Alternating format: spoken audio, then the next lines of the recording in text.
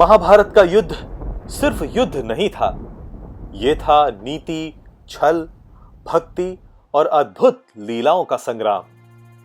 आज हम आपको उस घटना की कहानी सुनाने जा रहे हैं जब भगवान श्री कृष्ण ने सूर्य को अस्त करवाकर जयद्रथ के अंत का मार्ग प्रशस्त किया।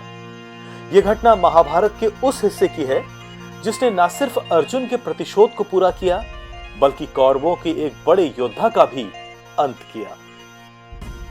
जयद्रथ एक ऐसा योद्धा जिसने अपने जीवन में अनेकों युद्ध लड़े, परंतु महाभारत के युद्ध में उसकी भूमिका विशेष रही।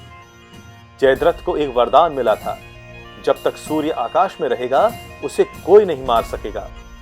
यह वरदान उसे भगवान शिव की तपस्या से प्राप्त हुआ था।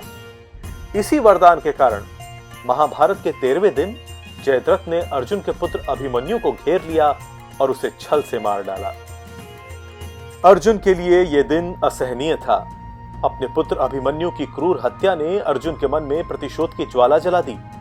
अर्जुन ने जयद्रथ के विनाश की प्रतिज्ञा ली और सभी के सामने यह शपथ ली, अगर वो अगले दिन सूर्यास्त से पहले जयद्रथ का वध नहीं कर पाता तो वह स्वयं अपनी जीवन लीला समाप्त कर देगा। इस प्रतिज्ञा ने पूरे कौरव सेना में हलचल मचा दी। सभी को विश्वास था कि जयद्रथ का वरदान अर्जुन की प्रतिज्ञा को असंभव बना देगा। लेकिन तब आया भगवान श्री कृष्ण का चमत्कार। कृष्ण जो हर योजना के पीछे थे, जो हर चाल का केंद्र थे, उन्होंने एक अनोखा खेल खेला। जैसे जैसे सूर्य अस्ताचल की ओर बढ़ने लगा, कौरवों ने सोचा कि अब अर्जुन की हार निश्चित है। और जब सूर्य ढलने का समय करीब आया तब भगवान कृष्ण ने अपनी दिव्य माया का उपयोग किया। उन्होंने सूर्य को अपनी माया से ढक दिया, जिससे ऐसा प्रतीत हुआ कि सूर्यास्त हो चुका है। जैसे ही कौरवों ने यह दृश्य देखा, जयद्रथ खुशी से उछल पड़ा।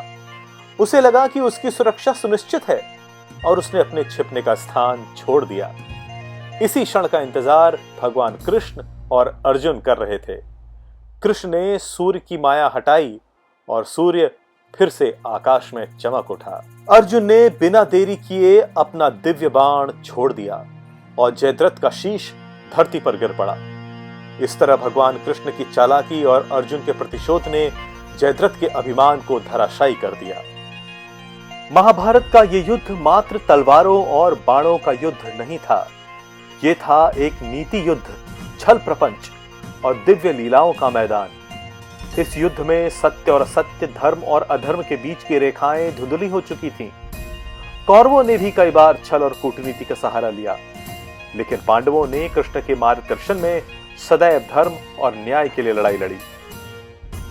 जयद्रथ का अंत इस बात का प्रमाण है कि महाभारत के युद्ध में भगवान श्री कृष्ण की माया और उनकी योजनाएं किसी भी वरदान, किसी भी योद्धा के साहस पर भारी पड़ सकती थी।